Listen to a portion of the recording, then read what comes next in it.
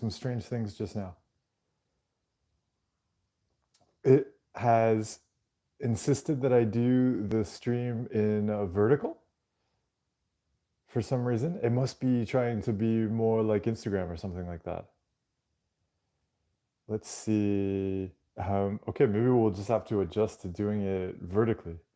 It's telling me I can change it in some kind of setting, but I just did everything as I normally do it. And it's put us vertical. And when I turn it, it's telling me orientation is locked, rotate device back. Wild. The last rapper, good morning. We're gonna see, yeah, I don't know what options I have. I guess I have to keep it in vertical here right now. YouTube, this was a strange design decision to make. I didn't even know we had vertical live streams.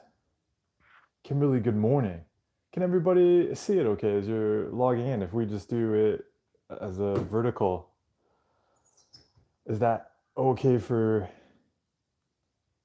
your screens and your viewing enjoyment? I think actually it'll become more difficult to see the chat. I can only see about 2 questions at a time if we do it vertical.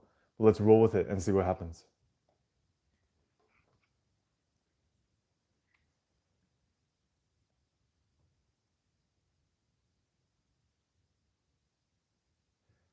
Prince, but so I see right now you're doing what's called checking for reassurance. So anytime you feel the urge to go and check if it's okay to have a thought or if a thought is normal, that's just the classic OCD compulsion pattern, right? Just checking for certainty. And then the more we check for that certainty and the more we get it, the more the brain's going to throw up uncertainties. Then it's going to throw up a physical sensation and be like, is it okay to have this physical sensation? It's going to throw up an image and go, oh, that's an image, not a thought. Is it okay to have that image in my head? And it just goes and goes and goes. In winter, Erica, so it does look hilarious on your TV. I'm gonna figure out later. I'll take a look at what kind of setting YouTube's changed to send us vertical today. But today will be vertical. We'll adapt to change because we'll look at the things we really value, right? Which is that we can gather and we can explore having a human brain while doing the things we want to do, and we can do that with horizontal videos and vertical videos.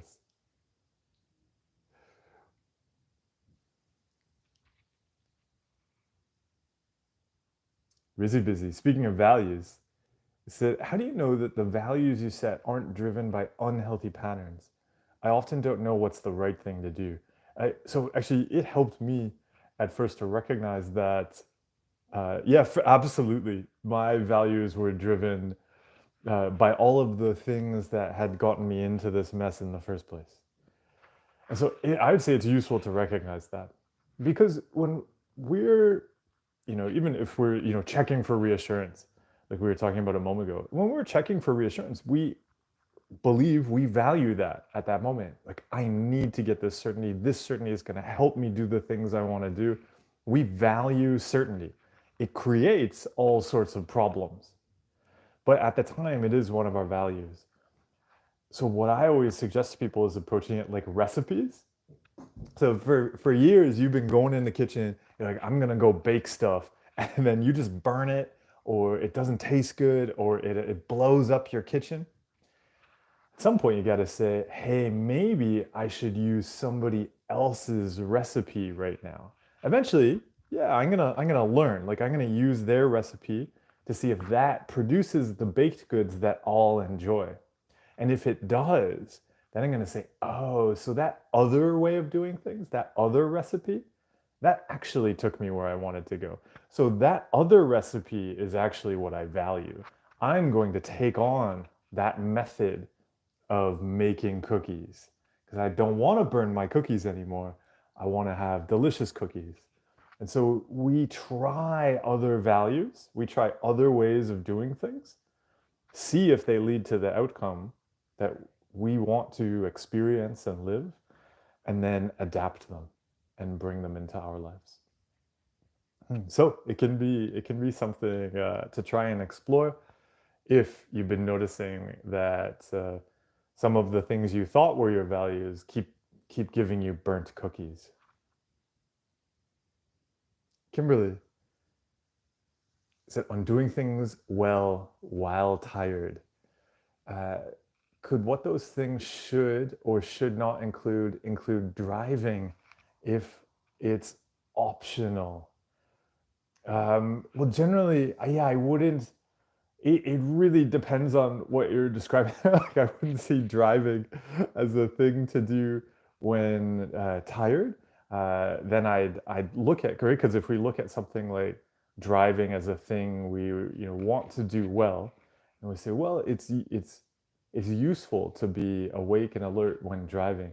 So it's actually probably something else we want to change, like whatever's putting us in a position where we're tired when we need to drive. So, what do we need to change so that we can be alert when we're driving?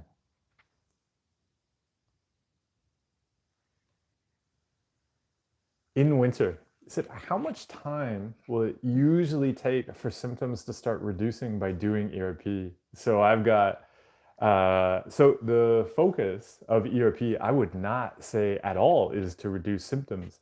And if somebody's doing ERP to reduce symptoms, I would ask how that's different from any other compulsion. Like if they were, like how long does it take before washing my hands will make me start or stop worrying about being dirty? So especially thinking about what symptoms you're talking about there, but also at the same time, I'd emphasize that ERP. If you're doing ERP, it it should be eliminating a symptom every time you do it. ERP is about cutting out compulsions, and when we cut out that compulsion, we're going to do something that we'd rather be doing in life. So the moment you cut out a compulsion, so if you're doing ERP, say you had ERP to check online for reassurance, and you said, okay, today I'm gonna notice the urge to check online for reassurance, and I'm not gonna do it. You're good. The moment you notice that urge to check for reassurance, and then you go, oh, okay, there's that urge to check for reassurance. I'm not gonna go online and check. I'm actually gonna go outside. There's a really nice plant outside, and I'm gonna go and say hello to that plant instead of checking for reassurance and making my mental health worse. The moment you did that, you cut out a symptom. So ERP, if you're doing it in a way that's useful, is going to cut out a symptom every single time because the symptom was doing the compulsions. So I would look at that. You can move really quickly with ERP, but if you're doing it to get rid of feelings, then it's just a compulsion, and you're probably going to get more of those feelings. Utsav, what are the best meditations or methods for healing the inner child? So there's a whole group of meditations around healing the inner child. If you look up healing the inner child meditation, so I have one on my YouTube channel. If you look up healing the inner hated child, you'll find a meditation there. And there's a whole range of meditations kind of under that umbrella of healing the inner child that you can explore. And yeah, so maybe try some of those out and see how you enjoy them. If they're really difficult, that's okay. I find at first us, especially bringing up a feeling of love and kindness and giving it to ourselves when we felt ashamed and hurt in the past, can be very, very challenging at first. So it's okay if it seems really difficult.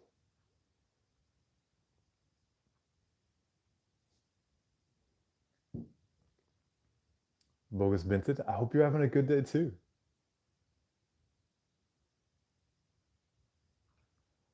Wouter said, I've been wanting to change how I interact in my relationship. In the past, I often did toxic things. Now I look back.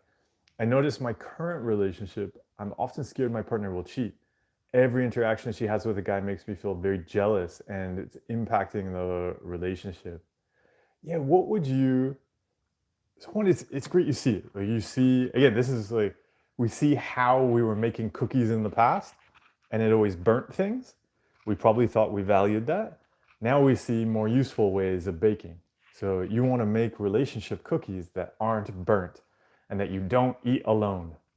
That's understandable. And so it's great you're exploring that. One of the things you can always look at around jealousy is a question I always like to ask, which is what am I trying to get? And so looking at what are you trying to get, that's also probably going to be the thing that it's scary to let go of. If you're always worried your partner is cheating, well, what are you trying to get there? And what are you afraid of losing? And that'll start to be some of the difficult feelings to touch. But just like anything, right? Taking that step back and seeing like this is what the brain does with so many things, right? It's gonna say, oh, we can't have this bad thing happen. It could be anything. It could be we can't have this bad illness.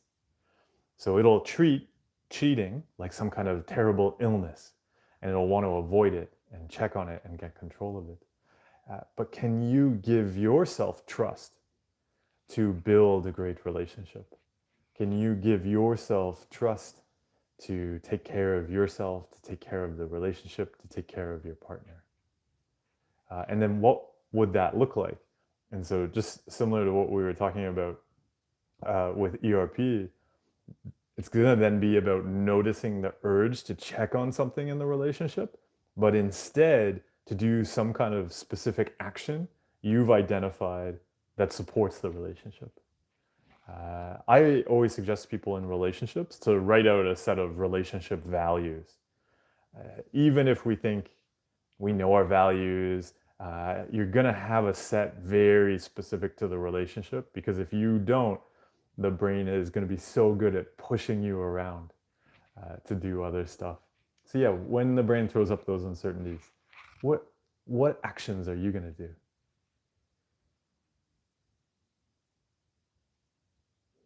Bogus.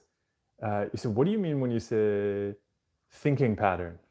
Just noticing consistent patterns that you'll often think of. So even as we were just talking about anxieties around getting cheated on, a consistent thinking pattern there. And I believe Wouter, yeah, so if you look at Wouter's comment just below yours, where they say, I notice my current relationship, I'm often scared my partner will cheat. Every interaction she has with a guy makes me feel very jealous. That would be an example of a thinking pattern. The registering, oh, she's talking to another guy right now, and then the brain going, whoop, oh, how is he reacting? How is she reacting? What are they talking about? How do they know each other?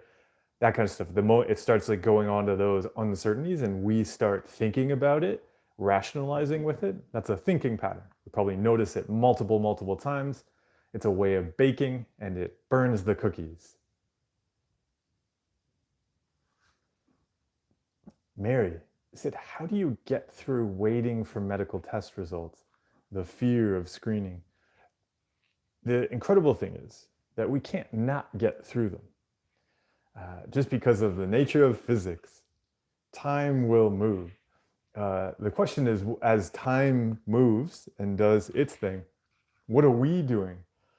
So it probably will help to not see it as needing to get through an experience, like the experience has any particular qualities to it, but more about looking at how are we not going to make ourselves miserable as we move along with time. So if you get a medical test, what do you want to give to yourself? What are actions that you find are actually annoying you when you get a medical test? And those actions are things you don't want to do anymore. So what's going to help you drop them? What would you like to do instead?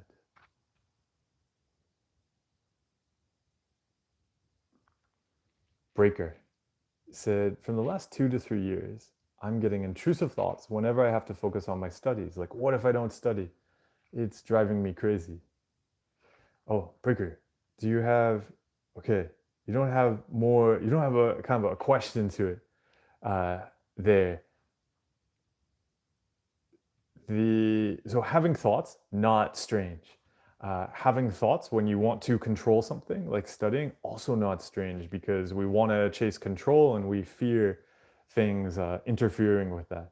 So I would have a bunch of questions. There's not much detail there that I can, so I don't know exactly what you're looking for or what's going on. But the thing I would look at if somebody brought that out, that I would ask, I would be really curious about the things you like to control and the things you like to have right. Because if you've established that, oh, I need to have things controlled and I need to have things right so that I can study, so that nothing interferes with my future, that is a natural setup for telling the brain to give you things so you can clean them away, so you can have reassurance that the future is going to be okay. So it's actually a classic contamination compulsion pattern, right?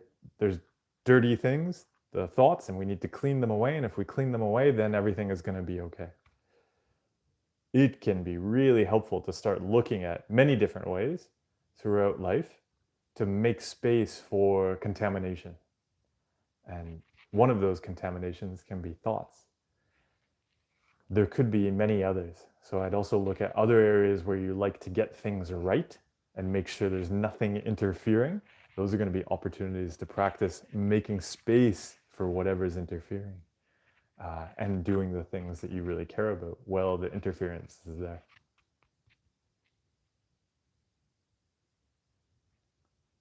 Bogus Binti, you asked, yeah, where do I get my donuts and what is my favorite flavor? My favorite flavor of donut is always the donut that I'm having. And the place where I get donuts is my favorite donut place still in the world is a donut shop in Toronto called Machino Donuts. Excellent. Yeah, a vegan donut shop, but super delicious, constantly changing toppings and flavors. Always interesting and amazing. Really close to a park, so you can get your donuts, take them to the park, eat them with a tree. Trees don't eat donuts, so it's more donuts for you. Suresha said, I was in a seminar yesterday and I was fascinated by the flow in which speakers presented. I wanted to be in the same flow of thought when I speak. It's difficult for me navigating OCD. And how do you identify core fears and work towards resolving them if you can? Oh, that just sounds like a different. So you were just sharing about the flow. We don't have to put any special pressure on ourselves to act in any particular way. That can make it difficult to be in a state of flow. Surabjot, hello. Bogus, no, I haven't watched Inside Out.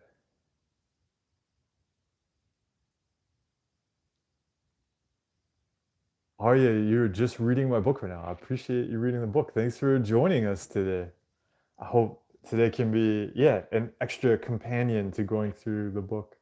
Surabjot said, any advice on how to build up self-confidence, especially when you've had an unpleasant experience in the past? You start questioning your ability to deal in a specific situation more and more. So I don't necessarily go after trying to build self-confidence.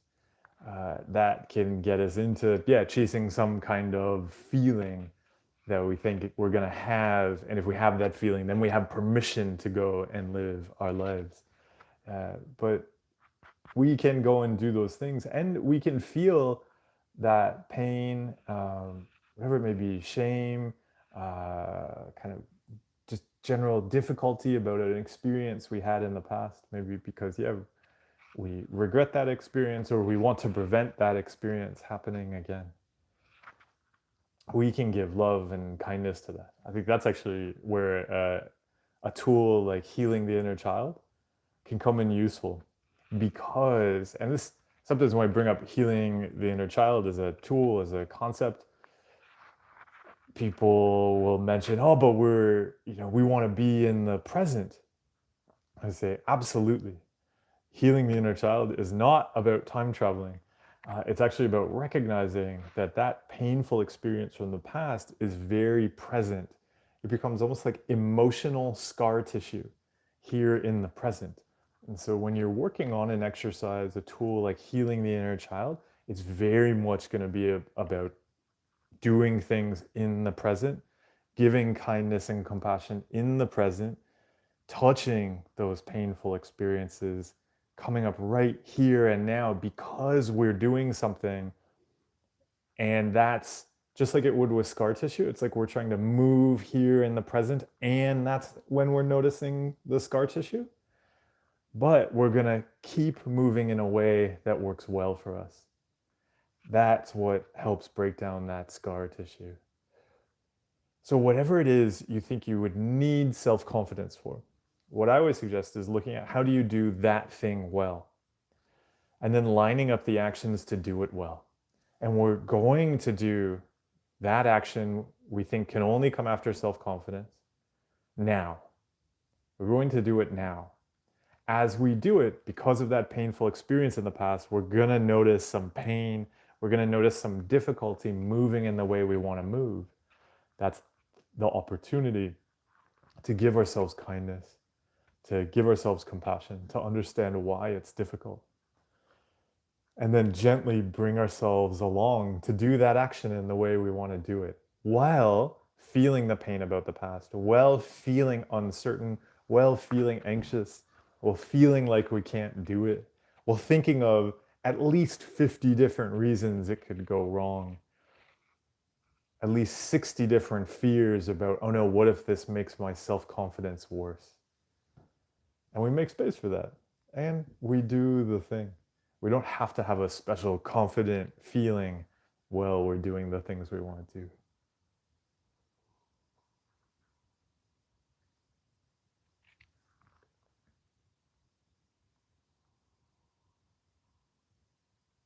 So Shresha asks, how do you identify core fears and works towards resolving them? If you can explain with an example. So there's multiple examples in the video on my channel called Identifying Core Fears, but I'd watch it, I wouldn't go for resolving them. This is not about finding a contamination to clean. And I think that's maybe one of the challenges people will run into a lot with this. They go, I found my core fear. How do I get rid of it? No, it's very likely that what you'll notice there is just something about the nature of humanity. For instance, you may notice you really like to control what other people think. You don't necessarily have to resolve it. You don't have to process it. You're not a machine in a factory making Cheez-Its. You don't have to spit out something new, like take in all of this core fear raw material and then spit out some candy or some like snacks or something like that. That's not what we're aiming for here. Simply noticing a core fear helps us understand why we often react the way that we do, why we often try to control what we try to control. It helps us no longer react to it automatically because we see, oh, of course, brain, you thought of that because you love to control what other people think about us. Okay, I don't have to control what other people think about us. I know you as an organ, that's your job. And that's what you like to worry about. Yeah, maybe we had some experiences in the past where we felt a lot of pain and shame because of something other people did or because of something we tried to control what they would think, and then it didn't work out and we got hurt. So the brain goes, okay, I will never let that happen to you again. But then we see later on it doesn't scale to the complexities of life. So we can just start to recognize that the brain does that. Oh, and the brain's trying to do all sorts of different things because it's trying to control what other people think. Yeah. Over time, maybe it'll learn we don't have to do that so much, but we don't have to get into a big cleaning mission with the brain. If it wants to always be afraid of what other people will think, go ahead, brain, that's fine. We don't have to put that in charge of our actions though. We can give things we want to give to other people that aren't based on controlling what they think. or whatever the core fear may be. So yeah, watch out for trying to go on a cleaning mission with the core fear, because then you'll probably find it just keeps coming up again and again and again and again. Yes, that's great to hear you're doing well. Thanks for stopping by.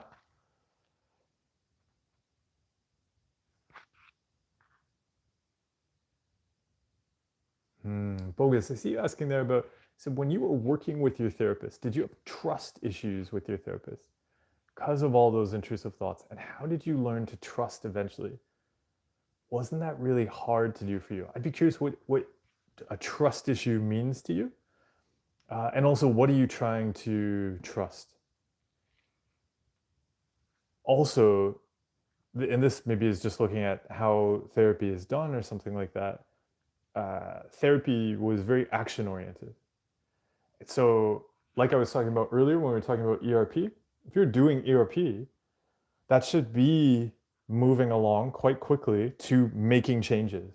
And so, if you're making changes, you can very concretely see that you're doing a thing differently. And I would put trust in that. It was easy for me to see that, oh, okay, this week, if I cut out that compulsion, I'll be doing a thing I've never done before. So it was clear that therapy was moving along.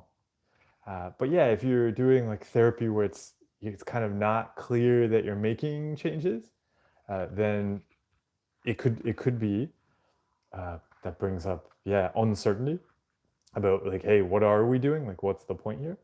But yeah, I would also ask, yeah, what are you doing in therapy, and what is the point there? And so having really a clear direction there, because yeah, I wouldn't make it if I would actually. And again, the reason for this is because the actions should be separate from the person. So I always emphasize this. So just as a coach, as quickly as possible, people should be like, I want them to take on the actions of making changes in their lives, because it is not about me. It is, there's no, okay, if I trust Mark, something will change. No, no, no. There's nothing. I'm not going to change anything. You are going to change things. And so we want to make sure when we're doing mental health work, there shouldn't be something. It feel like there's some hidden secret that I need to trust in the other person. It should be very clearly actionable, so that it's more like two people, like working on a recipe. It should be very clear if we're making cookies or not. If there aren't changes happening and there aren't actions happening, then yeah, like something has to change there. But that we want it to be a thing we're working on together. There's nothing the other person is gonna do to you.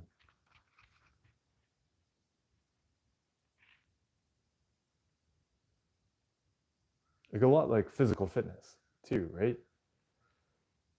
You should be able to see that you're lifting weights. So you don't have to go, oh, I hope I can trust my personal trainer that I'll become really strong. Well, no, like you go lift the weights and see and build that strength. Surabja said, how to deal with negative self-talk. Common advice is to counter the negative thought with a positive thought, but isn't that like reassuring yourself that the negative thought is inaccurate? I mean, how to shift your default mindset settings from negative to natural, if not positive? Some things will may involve shifting things in a positive direction. It depends. Can you give a specific example? Because I don't know if you're familiar. I have a technique I like to call practicing possibility, and that was just because I just, my brain always goes to the really negative thing and believes it's true. So this was often with intrusive thoughts. It was useful to start to take it to really ridiculous possibilities, and just see that I can also think about those, and those are equally real. The example I use in my book is like, I used to just, if I saw a car on the road, I might just see it hitting me, and I would feel getting hit by a car, and then I'd smell like arguing with the driver and all sorts of things in my head. Like I would just take it as real. Like I would feel like I got hit by a car, and I'd be so angry walking down the street. Uh, then recognizing that in my head idea that I got hit by a car is just as real as if I'd pictured myself doing a backflip over the car and walking away. Going, wow, that was amazing. My backflip skills are incredible. Equally real, right? It was all just in my head. And so practicing possibility was about just starting to see that we can think anything. So it was more of a cognitive diffusion technique. I put so much truth and validity in negative thoughts. It wasn't so much about recognizing that I can do black flips over cars. It was about starting to recognize that none of the stuff in my head is real. So maybe that's a nuance on exploring positive thinking that could be useful to look at.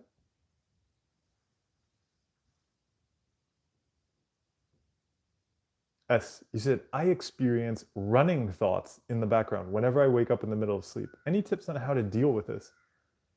How to improve sleep quality when I'm having anxiety and all the body sensations? So yeah, I'm not sure. I mean, it completely makes sense. You'd be having thoughts running around if you wake up. So yeah, it might. I'd more look at like, why are you judging that? But then that would bring me to the thing that I would look at, which is that if you notice when you go to sleep, you're like doing a lot of thinking, a lot of controlling, and even you're judging that as another thing to control. I'd be really curious about all of the controlling happening around thoughts and uncertainties during the daytime. At night, because you're gonna turn things off, the brain's gonna be free to just run as it wants. You're only gonna have the brain you've been teaching all day. You've been teaching your brain all day, like to run and chase and control and check and so on. When you turn off the conscious executive function, it's just going to keep on doing that. So, where is it learning during the daytime that, racing around, trying to control things, judging and checking and fixing around bodily sensations? Where is it learning to do that during the daytime? That's what I would look at.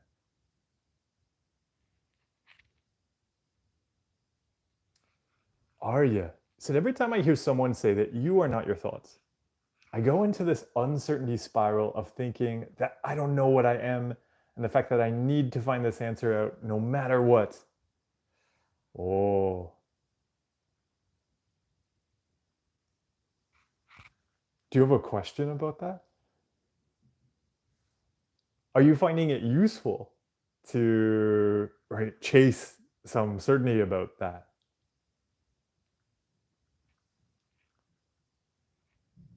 So Rabjat, so what are factors that you would evaluate before making a tough decision? So one, I wouldn't elevate it to tough decision level. There'd be a bunch of things I'd look at, but I'll choose them. So I'll set three. So usually what I recommend to people is when before starting to dig into it, you decide how you'll decide. Then usually that means picking three factors, and three objective factors that we can collect data on. And we're gonna pick one of those factors that's gonna be more important than the others in case there's a tie. And then we're going to look at the different options and how they score based on those three factors. Sometimes those three factors will be values that are present in other areas of our life.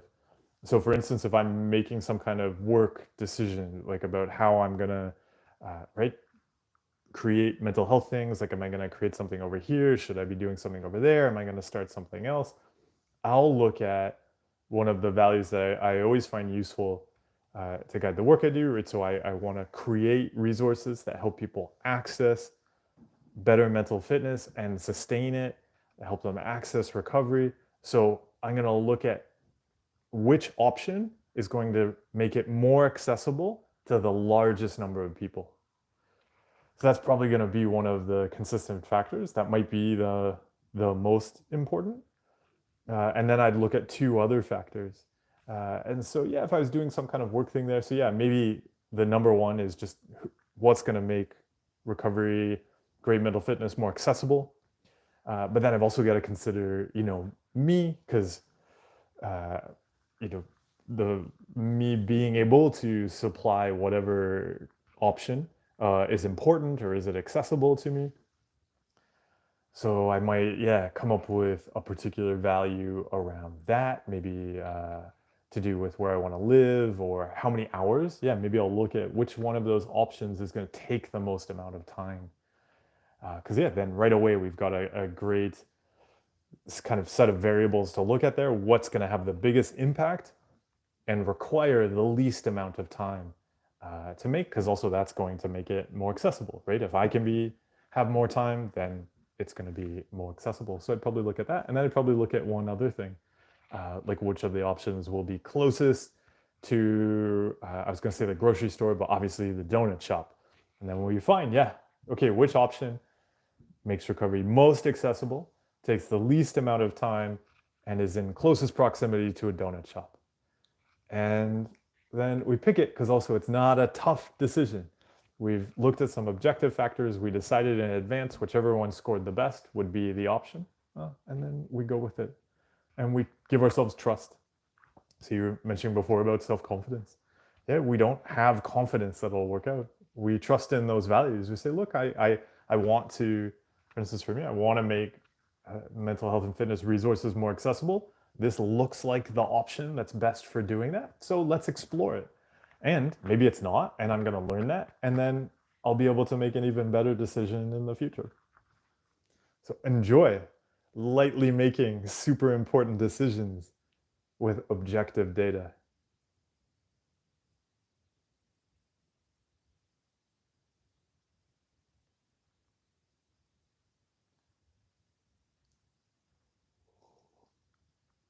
Suresh, you said maybe I'll reframe my question about experience of flow and summer, but then you did not ask a question, as far as I can tell, right?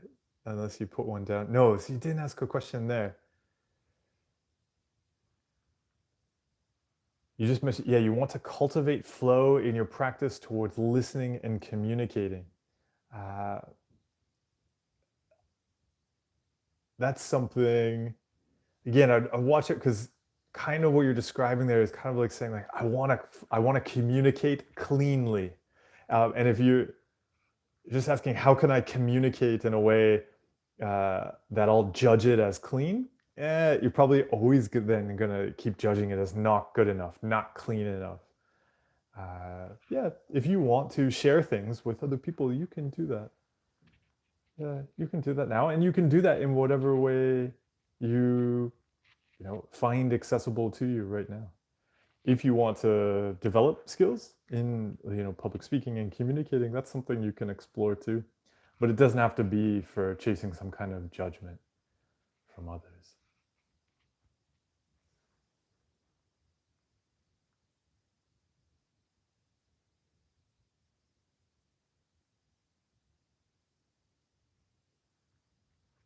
Super committee.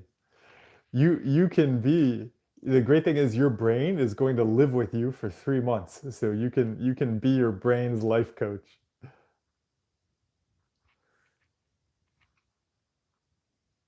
Kimberly, thanks so much for the donation. I really appreciate the support. Thanks for joining us today. I hope you're having a good weekend. Thank you. Oh, and you included donuts and coffee in the donation. I appreciate it. I will find some donuts. This morning, I have water in my happy person mug. No donuts yet today.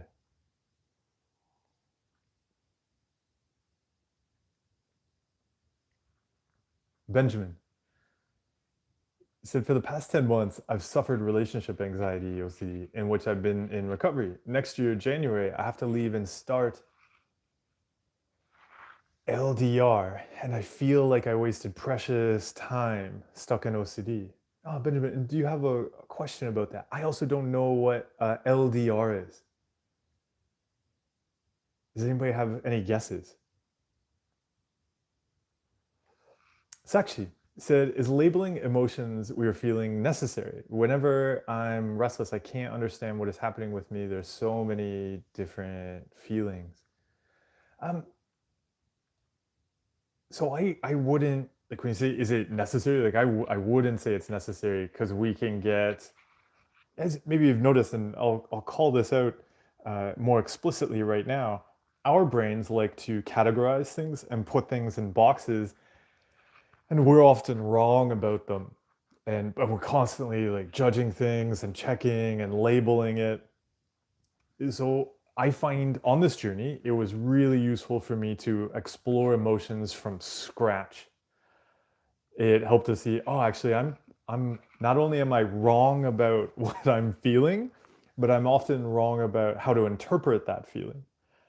And we can learn, but it really helped us basically start over with emotions.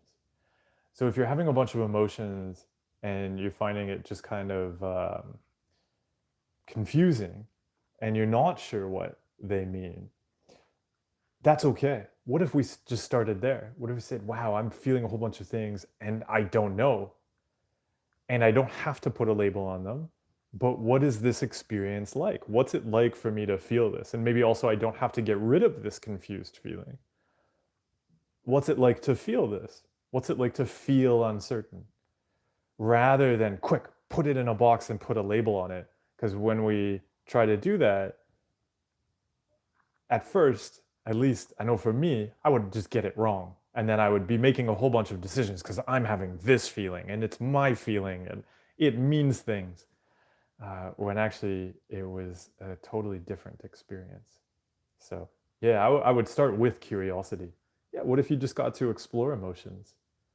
I mean, you didn't have to know, and you didn't have to attach a bunch of meanings to them right away.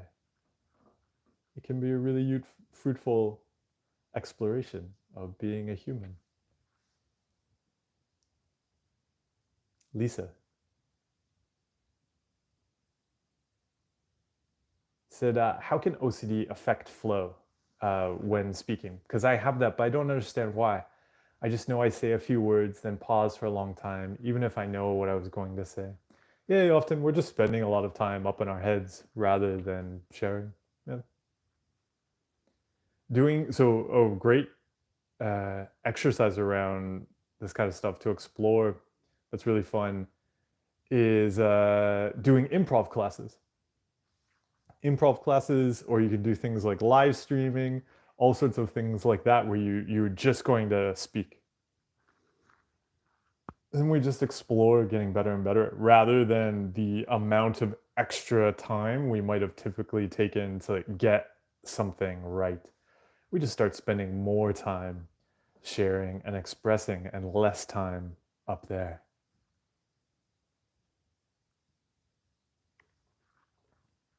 Erica, so what should we do if we find ourselves in the depression hole? How do we get out without resorting to fixing and cleaning depression? Yeah, I mean, giving all of these things a hug too, because we also don't have to get too caught up in like, well, I've got to get out of the depression hole in like the right way, or I don't want to get caught up like cleaning something or hating on something. We're probably gonna do some of that too. I like to look at how do I just want to practice being more of me, and yeah, and not letting the brain, because the moment we go, oh well, I'd rather enjoy doing this right now, and the brain of course is going to go, oh, you're just doing that because you want to feel better, you should wallow in depression. No, we don't have to do that. We can do the things that are the practice of being ourselves simply because they are the practice of being ourselves. uh, yeah, maybe some of them will give us good feelings, maybe some of them will give us bad feelings, maybe some of them will give us feelings, everything in between. But I would just start to look at, right, how do we start to spiral up out of the hole? And we'll probably just do something different, doing little different things, taking ourselves along to do little different things, little simple things, celebrating those, and having feelings while we do them. But yeah, what's really that practice of caring for ourselves? Whenever I notice if I was having days that were just I'd already started doing a ton of compulsions. I like to call those write-off days. And then in the past, at first, I'd get very upset about them, but I saw that wasn't so useful to get very upset about them. What was more useful was saying, okay, well, this is just like this day is a write-off. This is what's happening on this day. I'm not going to put this pressure on myself to do all of these other things that I was planning to do because I'm not going to do them and then I'm just going to hate on that. Instead, I am going to do one thing today that's going to make tomorrow easier. And I really shifted to just making it easier tomorrow because I know how hard I was finding that day. And if I make one thing easier tomorrow, that's kind of adds a bit of ease into that day. And maybe the next day too, I'll do one thing to make the next day easier. Maybe that frees up some time on that next day to do two things that'll make the following day easier. And just building around making life easier for the me that's going to be there the next day also really helped with starting to spiral out of the hole in the other direction. Mm-hmm.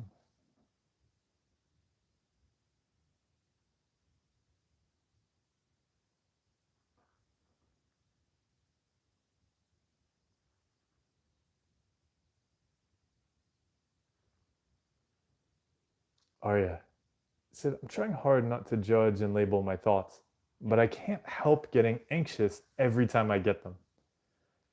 I have this need to get better fast so I don't worry my parents, but I'm working on it. What if it's okay to be anxious?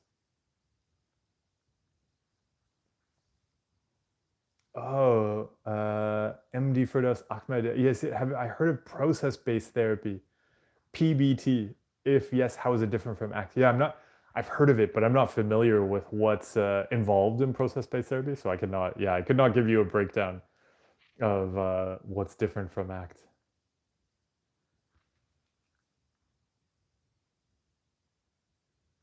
Jisha, welcome to the weekend.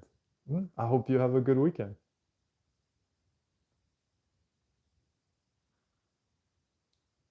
Velociraptor, so sharing about the trust issues with therapists, says, bogus, I had trust issues with my therapist when doing ERP treatment. It helped to decide that I would do my exposures and such despite my doubts and their trustworthiness. Yo, thanks for sharing that, Velociraptor.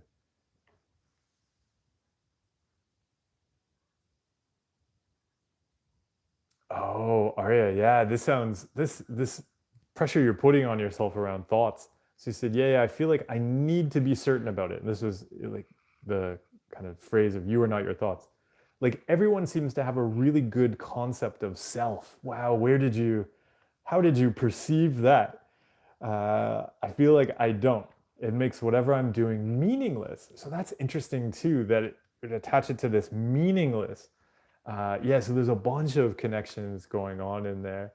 Yeah, because why would you see the kind of judgments about concept of self as giving meaning to something? That might be putting a lot of extra pressure on yourself.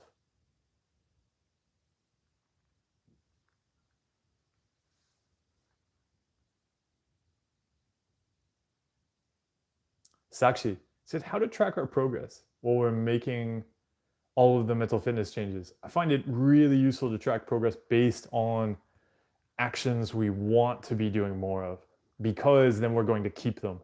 Watch out for tracking progress based on something you want to get rid of. Because if you track progress based on an enemy, you have to keep going back to the enemy. You make relapse necessary because fixing the thing you dislike is the way you're measuring progress. So don't do that. It really helps to measure progress around the things you want to keep. So identifying those values, because your values are going to be about where you want to go. Okay, what are the actions you want to be doing more of? What do you want to be adding into life? And then when we track progress that way, it becomes quite evident, again, because we're not trying to get rid of something. So if there's a depressed feeling there, an anxious feeling there, an intrusive thought, they can be there. They have nothing to do with progress. Are we building those things we want to build? Are we growing the things we want to grow?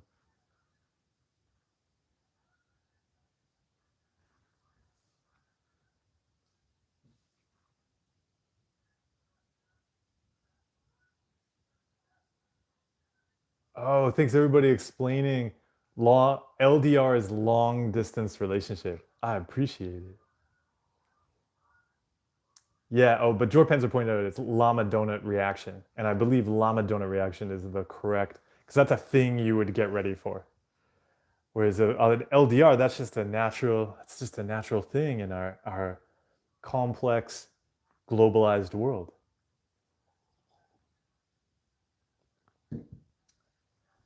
Makumpi said, why no matter how many exposures I do, my mind always goes, hey, this time is different. That's a different situation, different circumstances, blah, blah, blah.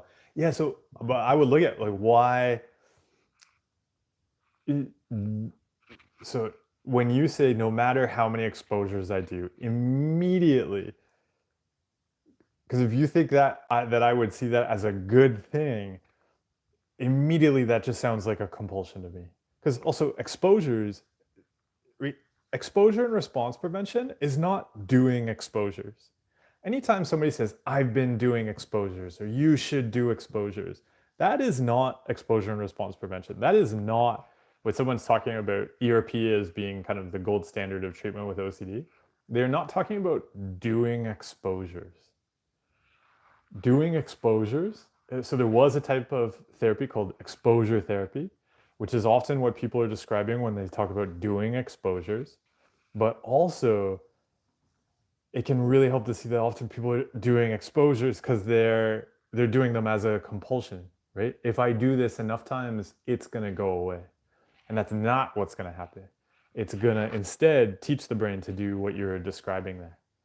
Just give you more and more stuff to like just do exposures around. So it can really help to start exploring cutting out compulsions, which is what exposure and response prevention would be about. One of the things that can be really effective with something like ERP is to go after patterns rather than topics. So you mentioned a pattern there. So basically, the brain is going to throw up an uncertainty to get you to do compulsions.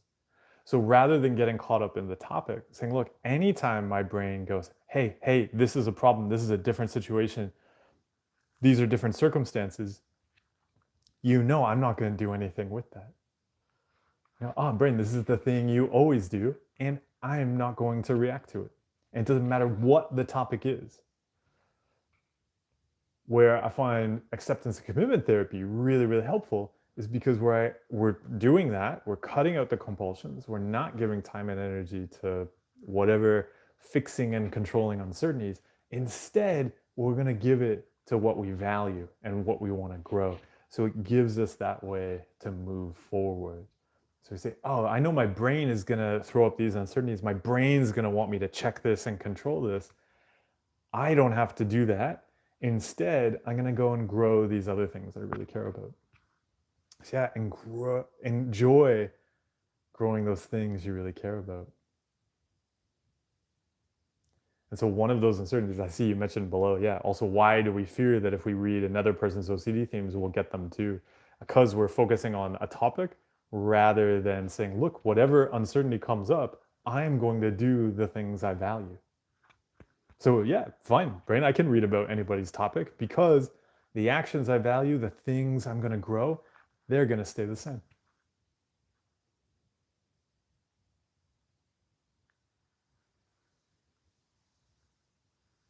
Oh, Walkaroo, thank you so much. Walkaroo shared here. I just want to express my gratitude to Mark and this community. I've been following your work for the last few years and I've been implementing the skills gradually. I'm a different person.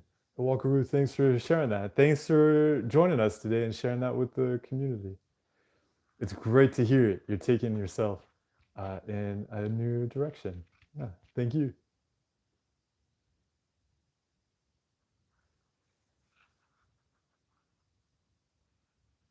Yeah, Erica said there, with regards to the question, how do I practice being more of me What if we aren't really sure what being me entails? But that is wonderful. So then what we get to do is go on festivals of curiosity to explore who we are, to try things. And then we gradually incorporate in what works well for us. One of the ways to do that is to identify, say, a month where we're going to explore some kind of particular topic, just because there are lots of things we believe about ourselves. We'll say, "Oh, I'm not the type of person who does that."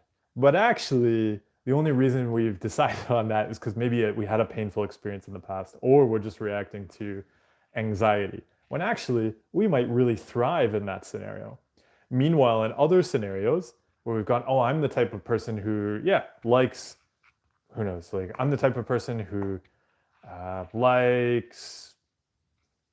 I'm trying to think of a thing that I could like, but then decide is not likable, and I can't really think of any. I would enjoy them all. So say, yeah, say no. Somebody said, "I'm the kind of person who doesn't like swimming," and they just, yeah, they're always like, "Yeah, I'm not into beach. I don't do beach. I don't do pool. I don't, no swimming." And they just really believe that, and they've made that part of their identity, and they really celebrate that. But actually, it's making them miserable because yeah, all their friends are going to the beach, are at the pool. They actually want to be there. They think about often being a lifeguard, and they're always like, "Why do I want to be a lifeguard? I don't do swimming. I don't do pool." Actually, they'd really enjoy that, but they've really conflated with their identity this concept of "I don't go near the water." So it's great to blow that all up and start to look at like what identity is useful to going where we want to go, and we can build it around that, because sometimes, yeah, we'll get attached to an identity that doesn't allow us to go where we want to go, and then that tension is really frustrating because we're looking at where we want to go, but we've decided our identity as someone who does not go there, and that can be really challenging. Whereas if we say, look, if I want to go there, then that probably means I like some of these things that are going to take me there that I've told myself I don't do. But it's a great time to explore an identity from scratch that's really going to serve us.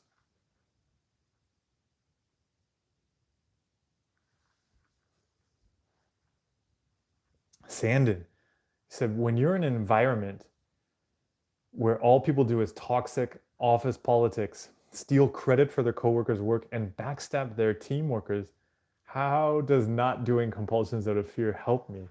It's so emotionally draining being around these people because they're operating from a controlling perspective, and we can't change other people. Yeah, I mean, it's useful to notice. Yeah, absolutely. If we're in an environment that's really toxic, it's always going to be pushing us to, yeah, get wrapped up in the same compulsions. So, what are the available options for you?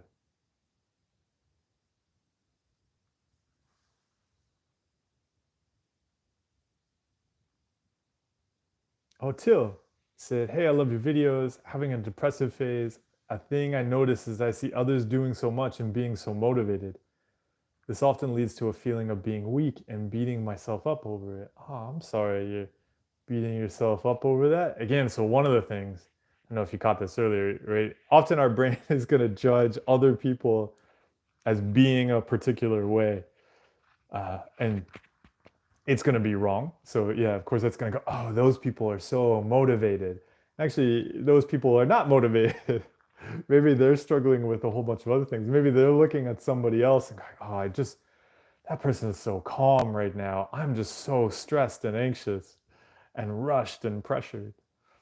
So usually the things we think about other people, they're pretty wrong. We don't have to be kind of checking and judging other people.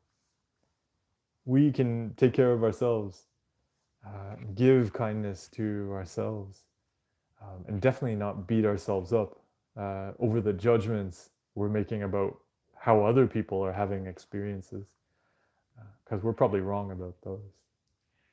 But yeah, if you're going through a depressive phase right now, yeah, what are some things that you would find helpful that would make it easier for you tomorrow not to have to adhere to some external idea of what you should be doing, uh, but what would make it easier for you to make things easier? Like, what would support you? What's going to help you just take some steps on your journey in a way that lets you do some of the things you want to do? That's what I would look at there.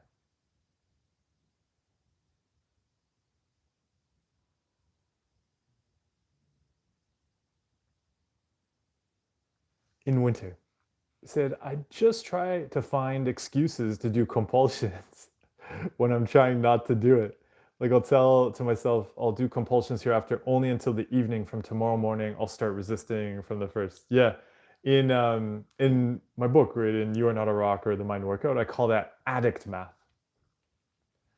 We're really good at addict math, right? Like, oh, okay, well, we're gonna do all right because this is happening. I need to do the compulsions right now, but tomorrow we're gonna cut out the compulsions. Yeah, the brain's really good at convincing you to engage in that. So it helps to cut out. Fabio.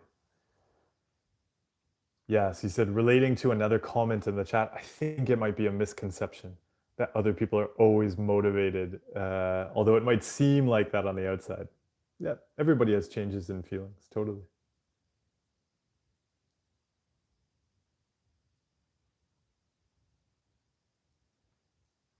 I know. Hello. So thanks everybody for joining from India today. I see Arya say time for a trip, but I cannot travel to India right now. India has closed visa services to Canadians. Originally the plan was to do some workshops in India in the spring, on the way to then doing great workshops in Europe as well. But it's possible I won't be able to travel because I've got to get things booked soon. So yeah, if it is that it's not possible to be in India in person, which looks pretty guaranteed at this point, then yeah, I'll do some workshops that work well for Indian time, the India time zone next spring.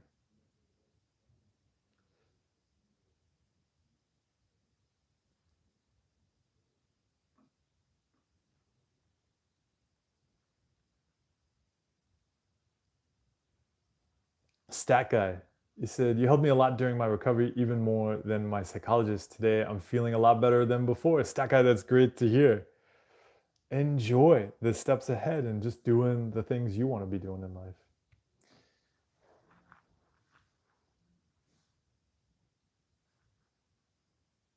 Sakshi, uh, how to recognize what we're doing in our head is controlling or compulsion. It's hard to recognize until we saw consequences. So Sakshi, I'm not sure what you're asking there. But I could say maybe this is relevant. The something I find really useful to be aware of is time spent in head. So I wouldn't get too caught up in like, what are we doing up there? Is it good? Is it bad? Is this a compulsion? Not a compulsion? Because it just helped me to look at time spent in head.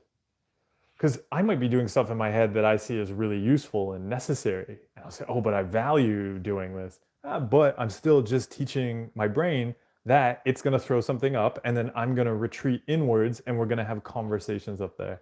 Maybe that's not that useful. I'd rather be out in the real world. So in general, it doesn't mean we have to like, eliminate any, doing things in our heads. That's a really useful superpower that we have. But in general, I'm going to look at reducing time spent in head. I don't have to eliminate it, but definitely if I noticed I was spending more time in my head, like time spent in head was increasing, I'd expect the brain then to want to do more. It'll be throwing up more intrusive thoughts. 100%. Yeah, Walkaroo sharing a useful point here. Walkaroo says, to whomever this may help, the day I stopped judging the stuff in my head as something I needed to fix, the day my life started to change for the better. Yeah, it's so useful to recognize. We don't have to clean any stuff up there.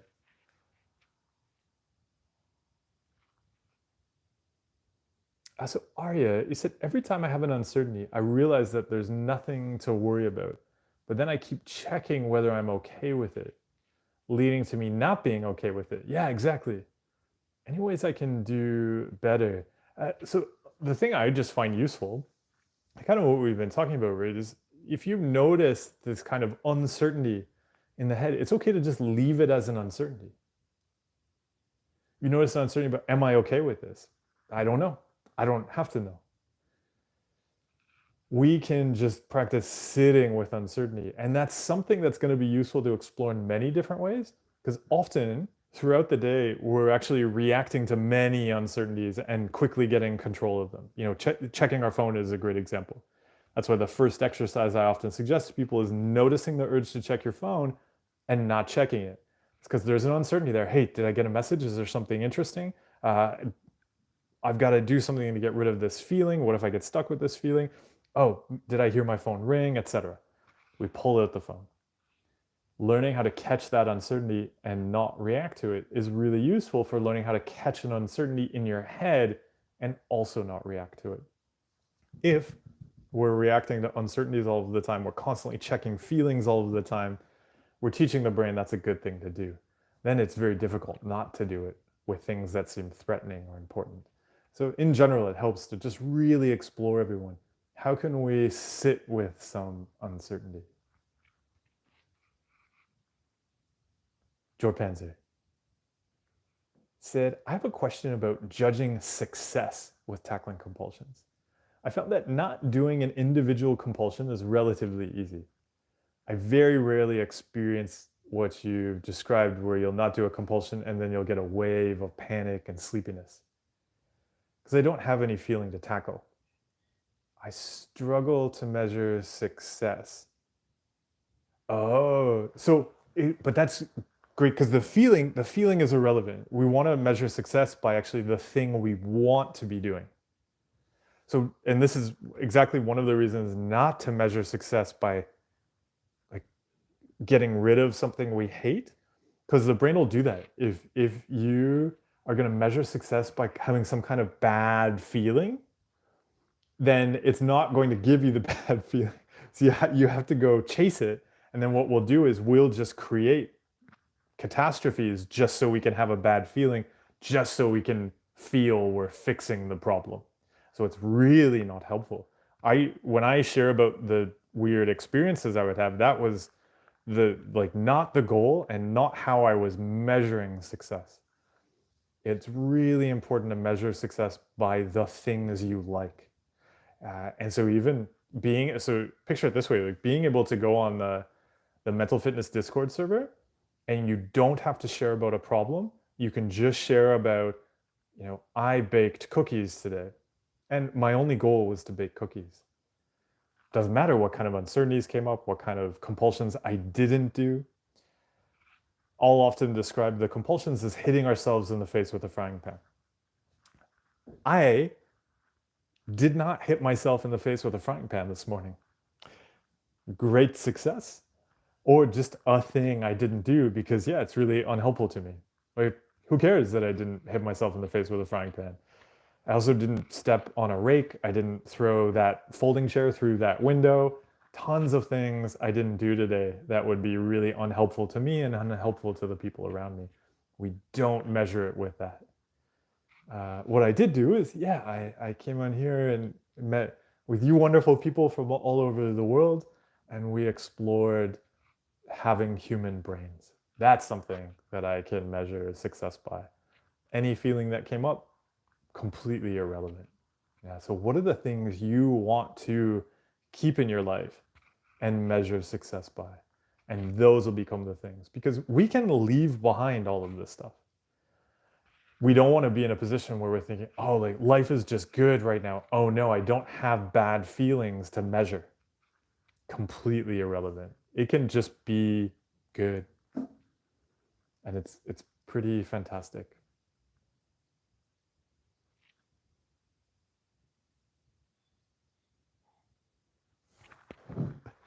Erica, that's great. Your job is beach. I was thinking the other day, because I was going to an event, and it was I noticed, I only have two shoes. I have hiking shoes and I have gym shoes. So I was thinking, the only jobs I'm suited for are hike and gym. Or maybe I suppose they should be labeled by the place. So forest, I can do forest and gym.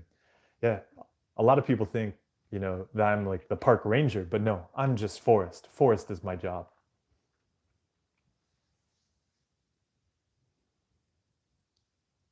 Yeah, and Eric, I see, as you wrote down below, how exciting it is to explore an identity from scratch. It's really thrilling. Yeah, we get to explore who we are now with all of the awareness and skills we have now, which is really way better than when we started to explore our identity. I don't know, we had Play-Doh, and yeah, we didn't even know how to cook. Al, Al, thank you so much for the donation. I appreciate it. And the little green person bowing. Al, thank you for joining us today. Yeah, thank you so much for the support. I really appreciate it.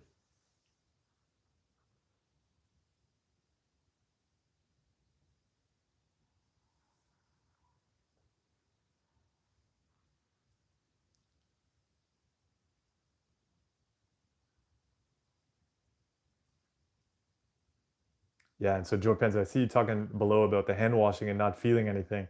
But the question Erica asked you there, what do you want to do instead of hand washing? Yeah, because it doesn't matter if there's a feeling or not. Completely unnecessary.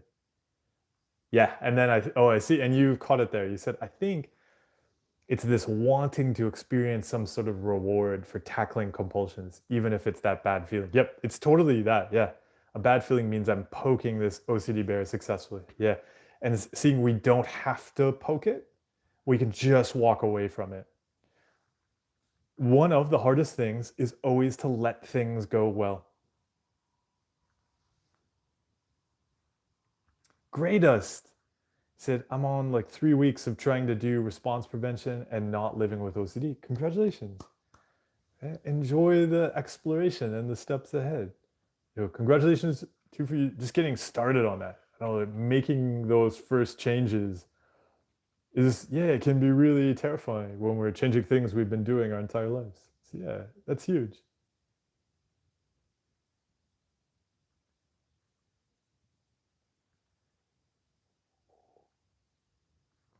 Oh, Stack Guy. Yeah, he said, I have a friend in my job, and she told me that she has OCD.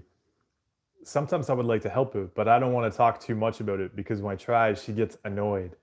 How can I help her? Yeah, so I always suggest people not to help other people, which I know sounds like a weird thing to say, but it's because that just gets us into trying to control them, and their reaction is probably going to see that as threatening. So you got to remember, with OCD, we believe when we are starting to make changes, we are causing terrible things to happen. It's gonna feel like that. It's gonna feel absolutely wrong. So if you just step in and you're like, hey, I'm going to cut out that compulsion for you, you're not, the person is not going to interpret that as helping them with OCD. They're going to interpret that as you causing the worst things in the world to happen. And so their reaction is like, oh no, not only do I have to deal with the threats from my brain, this person is also threatening to make those things come true. So their reaction is going to be to put up defenses. Help is something we can approach more like more like baking. Help is more like baking, and it's more like baking because we bake the delicious thing.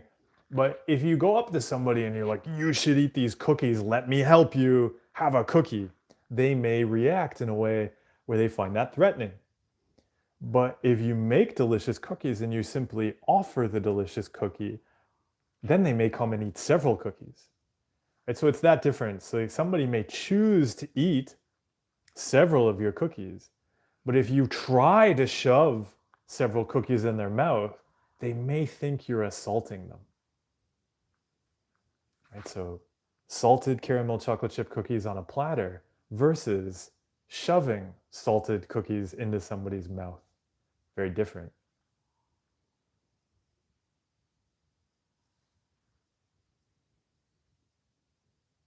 Denizen of Light said, oh, I appreciate you as well. Thank you.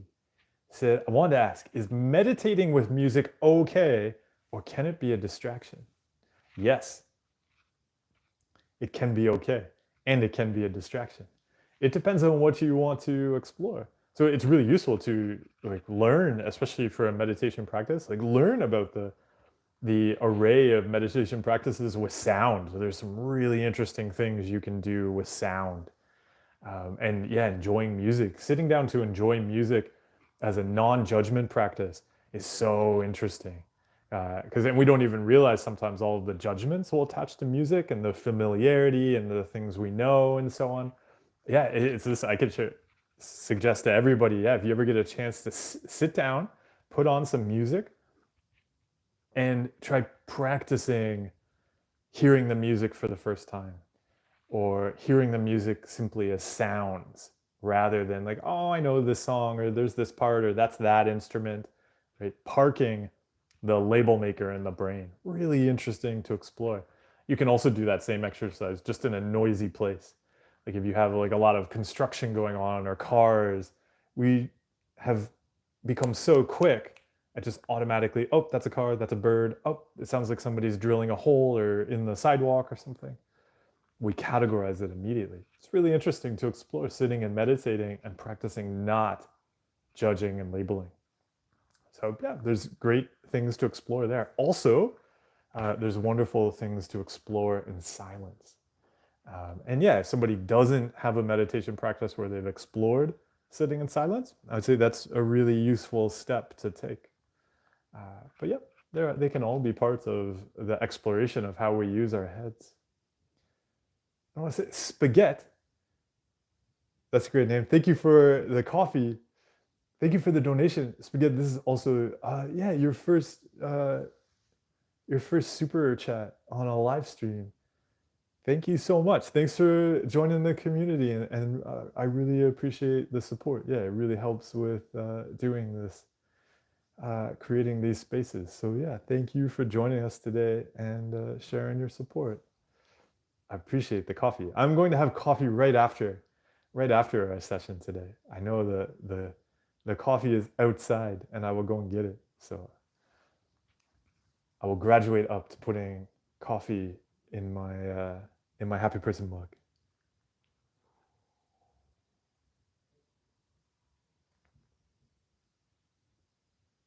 Fabio, yeah, he said maybe it could be useful to see all of the feelings as inspirations, as some artists do. I mean, we wouldn't even know what happiness is if we were happy all the time, wouldn't we? We can even explore things like being happy about having sad feelings, having regretful feelings, guilty feelings, all the feelings, because we're humans that can have feelings. Yeah, there are a lot of different ways to interact with this. Stefan, hello. Ross said, looking forward to the get-together events you're planning. Me being from Bulgaria and planning to join one in Europe. Yeah, it would be a great socializing practice where we go explore something. Absolutely. I'm thinking that doing events that are more, yeah, socializing and in person, yeah, can be really useful as we handle brain stuff. FH said, oh, FH, thank you for enjoying the videos. Said, my problem these days is I know all the theory, but implementing this stuff, no phone, relaxing meditation, is so hard.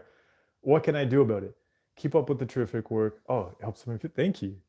I appreciate it. So what you're running into, I find, is really key to understand with all of this stuff. This is really important for anybody who's watching this, and we can all plan this in right now. This work has to be about actions.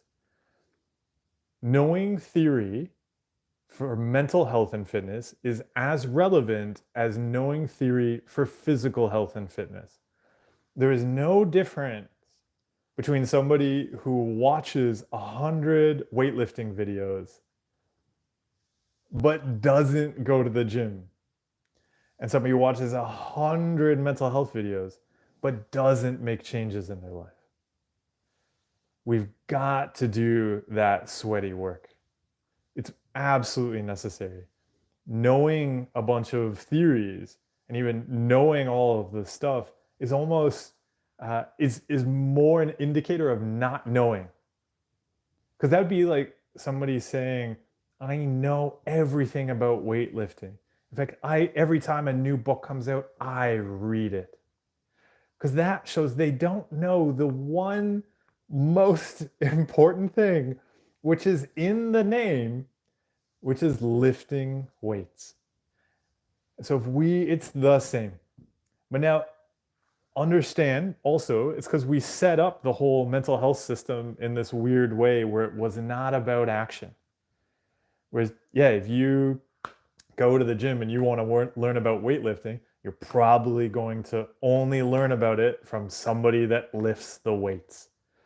We set up mental health where it was about theory.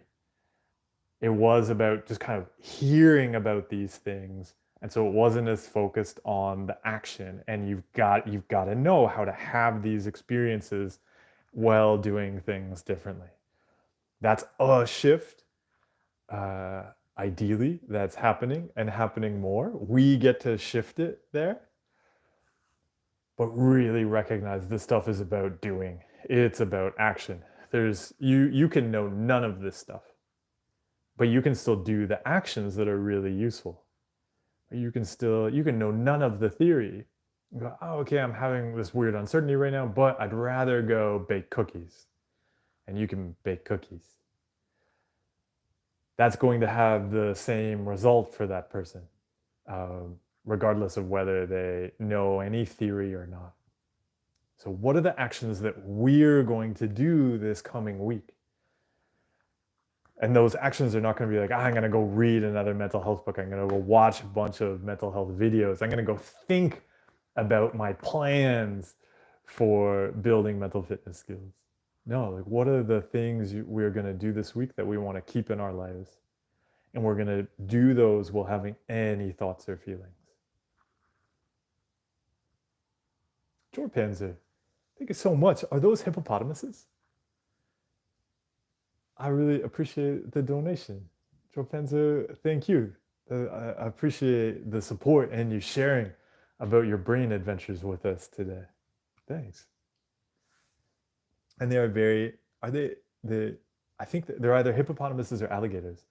A disadvantage of my camera, of YouTube insisting on things being vertical today. Oh, and this is, yeah, for anybody that's joined us later, YouTube insisted that my phone had to be vertical today or it wouldn't let me live stream. But it does make it difficult for me to see all of the animated characters on the donations. Oh, and then Joe Penzi, you said that chucked you something to thank you for giving your time every fortnight to do this. Oh, it's an honor. The fact this content is free blows my mind. Oh, the hippos are taking an anxiety bath. They are hippos, and they're in an anxiety bath. Oh, thanks, Joe Penzi. I appreciate it. Thank you for the kind words.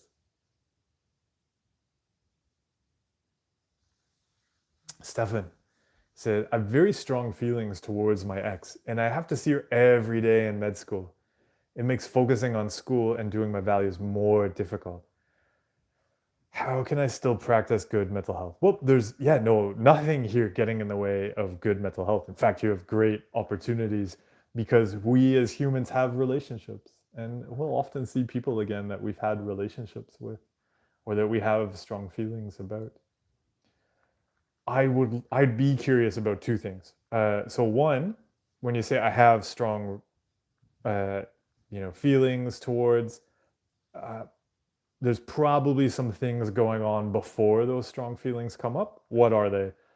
What kind of beliefs are you holding on to? What kind of things are you trying to control? How are you checking and judging around feelings? All of that kind of stuff. What's the patterns of stuff going on before the strong feelings? So I'd be really curious about that. And then the other thing I'd look at with any situation we're stepping into is actually just what do we want to give. So I'd be curious, like a thing to explore there. What am I trying to get right now around this stuff? What would I rather give?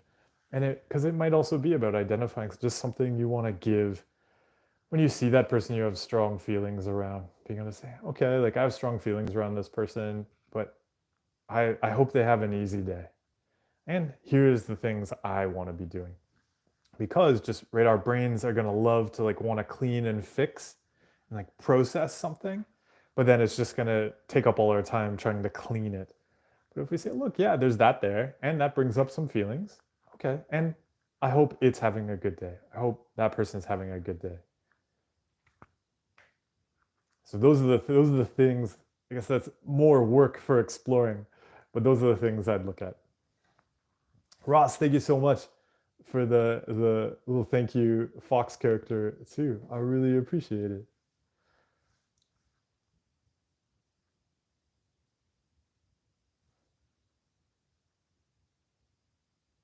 Oh, and says Ross too, that's also your first super on a live stream. Yo, thanks for the support today.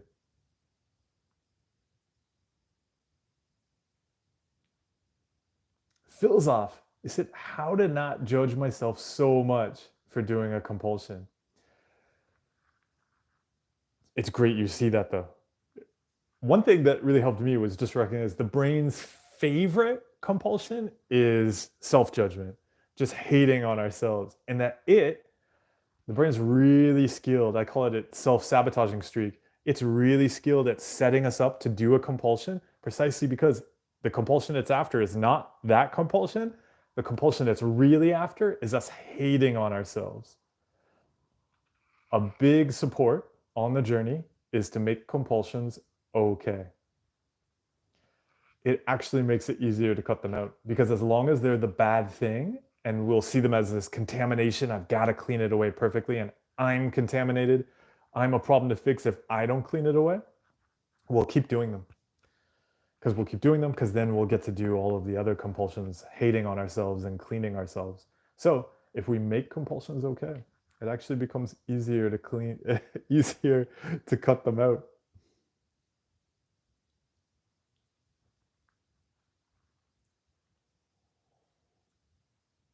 Spaghetti. So when a friend asks me how I've been doing, I always feel like I have to unload on them about my anxiety. Should I try to cut this out?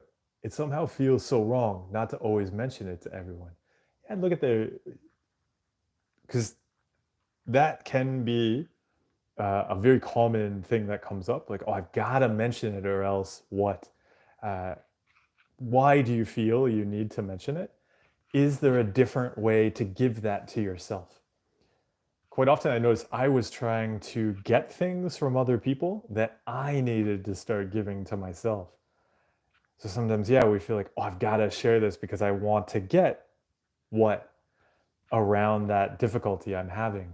But sometimes we really crave that from other people because we're not giving it to ourselves. Just like I was talking about self-judgment being one of the brain's favorite compulsions. Often we are really desperate to not be judged by other people because we are so mean to ourselves.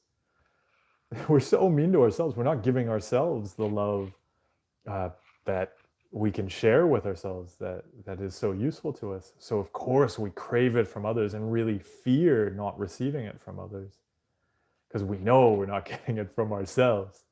So what if we started to give it to ourselves?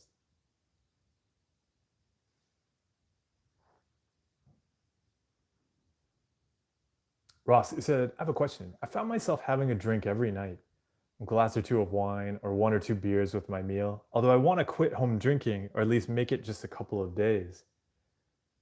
I decided to appoint 2 or 3 days a week where I can enjoy a drink with my meal. Do you think it's a good practice or will it become a compulsion? Said I decided to go through with it. The brain is freaking out. Yeah, I mean, it'll be up to you to explore it and see.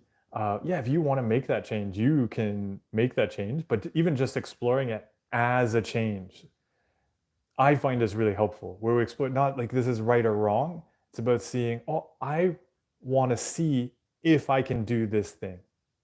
I want the skill to be able to decide when I enjoy a drink.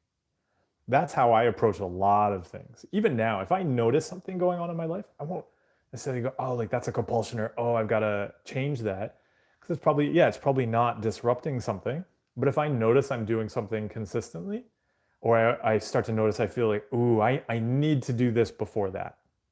All okay, fine, but I want to learn the skills to be able to do that activity without that extra thing, just to explore it. I don't know if I don't have to say if it's a bad thing, a good thing, whatever. But in general, I want the freedom and flexibility to do anything without feeling like there's some extra thing I've got to stick on. So that's how I find it useful to explore it, because then we can just be curious about it. Yeah. If you want to explore learning how to have a drink when you decide to have a drink, that's something you can explore.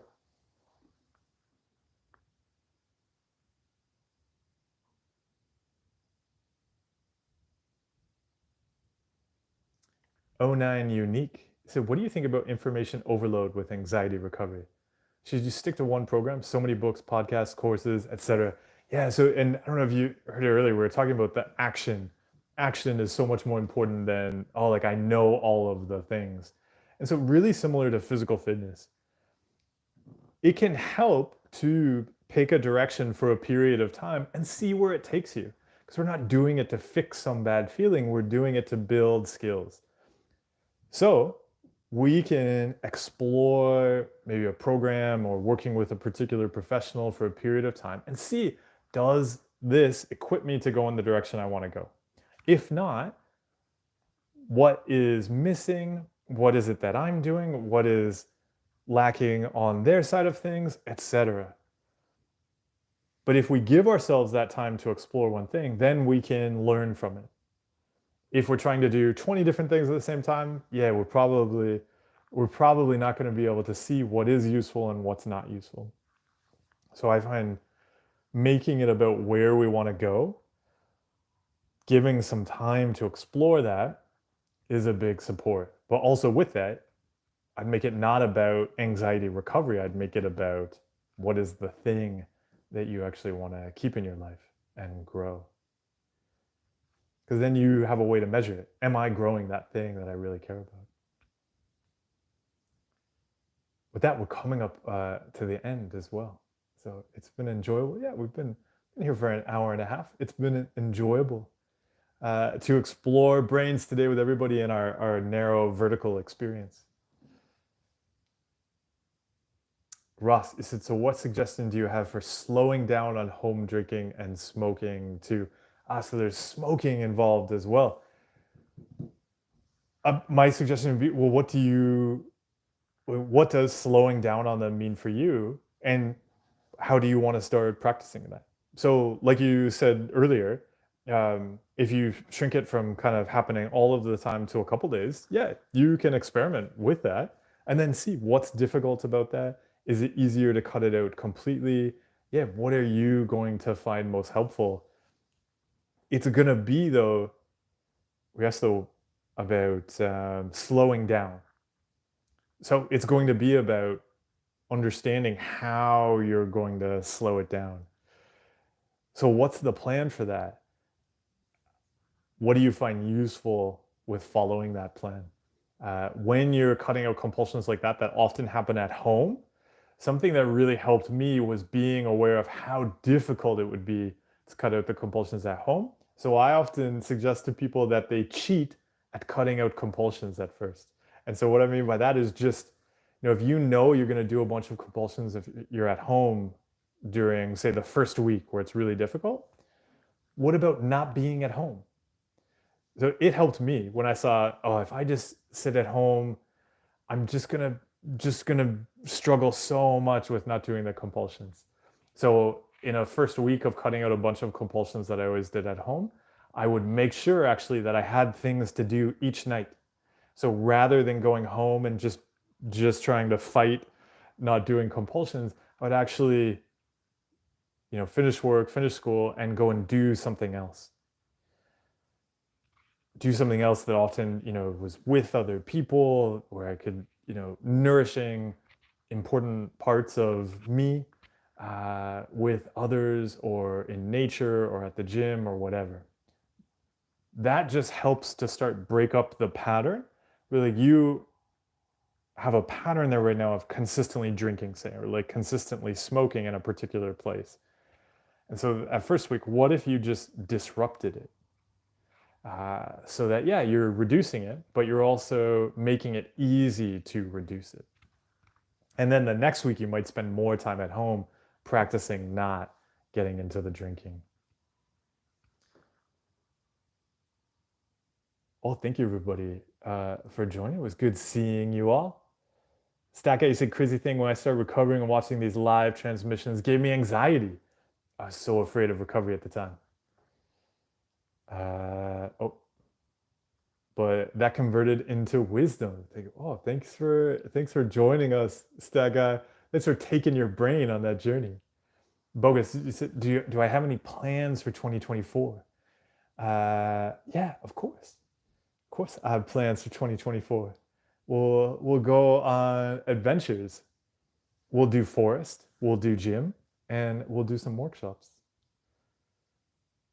Fabio, we'll do some writing too, ideally, and we'll see clients, yeah, and enjoy supporting their adventures. Fabio, oh, he said, you inspired me with your book. Maybe one day I can share my own recovery story in a book written in German, as there are not a lot of books in our language on building mental fitness. Oh, Fabio, that'd be great. Yeah, please do share.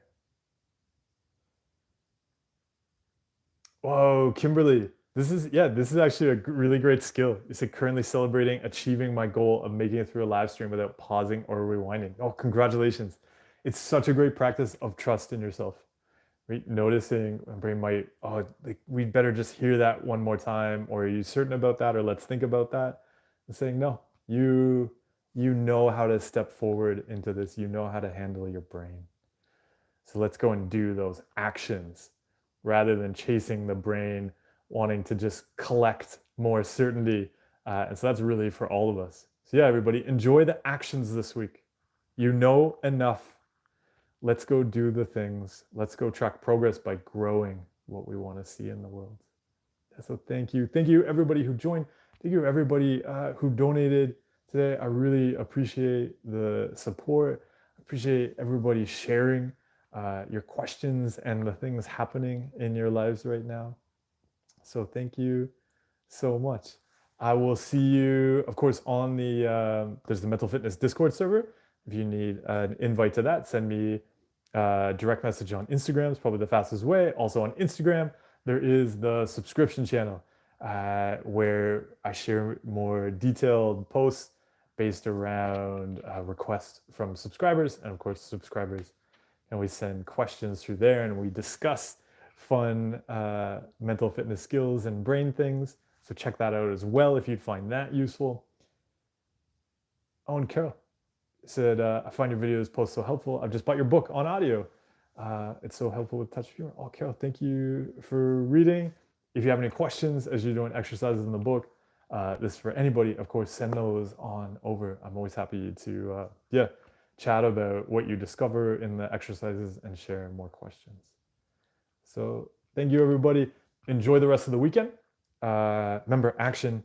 This week is about action to bake cookies. And some of you will have other actions, mostly baking cookies.